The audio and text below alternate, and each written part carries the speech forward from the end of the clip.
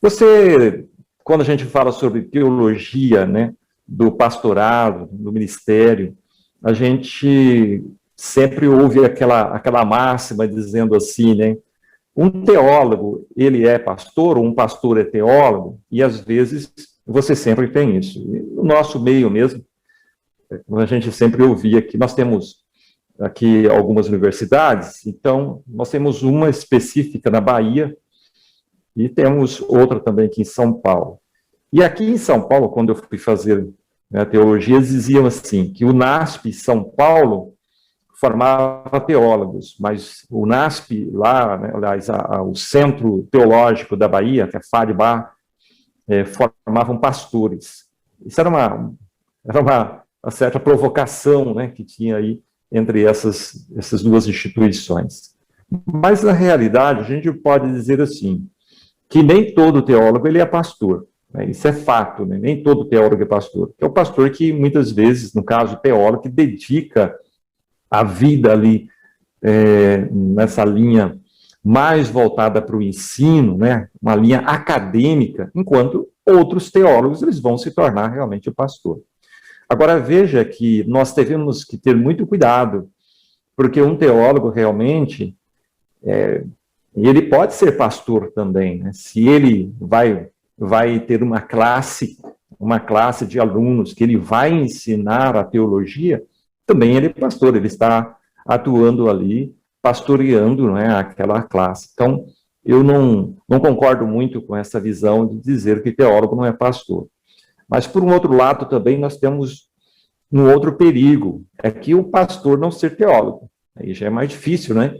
Por quê? Porque o pastor, ele realmente precisa ter o conhecimento das ferramentas adequadas para poder ensinar a Bíblia, né?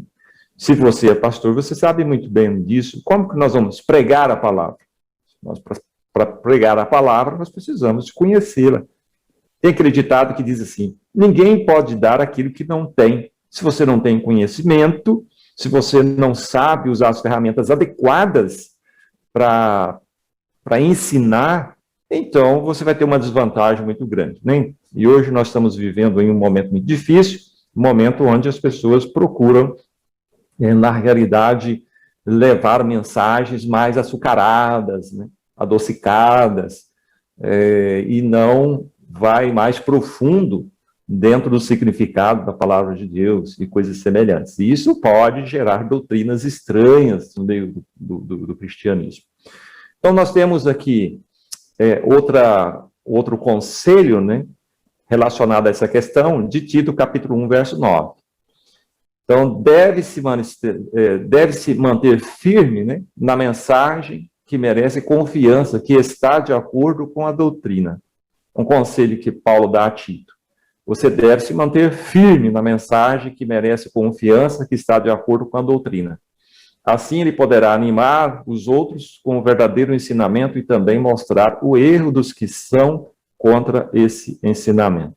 Então, ter conhecimento da doutrina bíblica, né, para poder ensinar e também para se manter. Um pastor que ele não procura ser também teólogo, né, que é estudar a revelação de Deus, ele vai ter muita dificuldade. E ele completa aqui, capítulo 2, verso 1, mas você, Tito, ensine o que está de acordo com a doutrina verdadeira.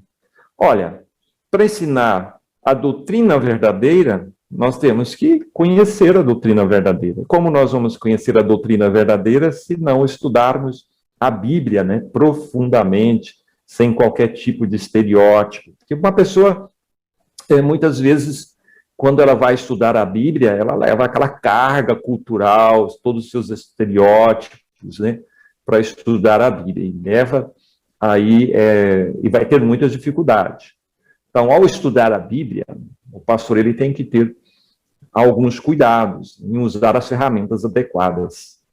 Fazer aquelas perguntas, né, bem básicas dentro da teologia. Quem escreveu? Quando escreveu, por que escreveu e para quem escreveu. Para sabermos também o contexto histórico, por que foi escrito, e pegar o princípio, esse princípio, ele é aplicável para nós em todos os tempos, para o cristão em todos os tempos. O grande perigo de uma pessoa ela não ter conhecimento da doutrina verdadeira é ela criar doutrinas falsas, né?